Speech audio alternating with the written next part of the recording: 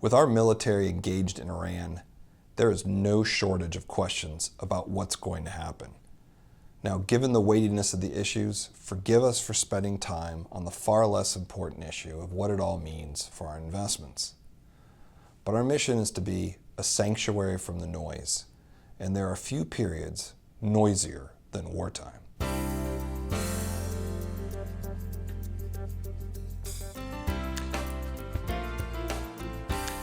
You know, war might be the pinnacle of uncertainty, but this kind of uncertainty is far from new.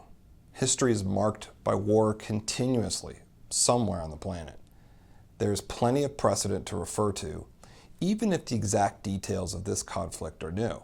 You got to remember that the details of every other prior conflict were new then as well. Markets are always expected to be volatile, but more so during war times. Overall, stocks have actually risen over the duration of wars.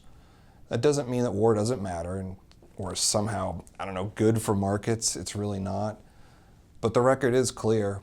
War has not altered the best approach to being in the market, despite the ongoing disturbing news. Guessing the market's moves based on the news, it's been a fool's errand.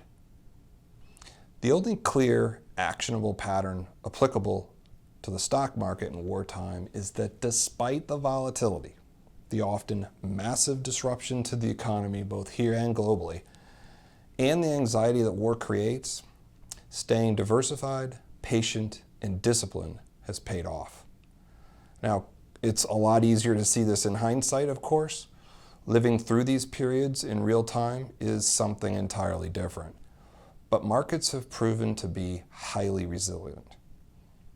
The process is complex, it's chaotic even, but it does work.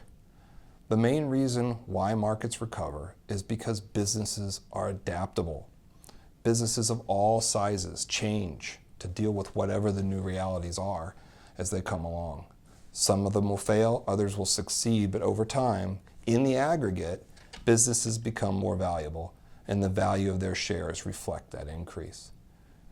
Most goals that you care about are years into the future, and your short-term goals are simply not fatally reliant on the stock market. No matter what happens, try to remember your holdings are built purposefully so that you can be patient.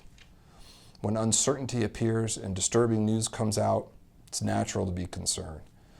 These are also the times when diversification, patience, and discipline are most needed. Planning gives us a process for making thoughtful adjustments, not emotional reactions or fear-based decisions. We have more information on how stocks have behaved during war times in the post on our website titled, How Do Markets Behave During War? Now, also in that post is a link to a great interview with Ron Tamayo on the Psychology of Strength podcast. Ron discusses what he learned from his parents who fled Castro back in the early 60s, from being a business owner, and from his racing. And as always, if you have questions, please contact us. We'd love to hear from you.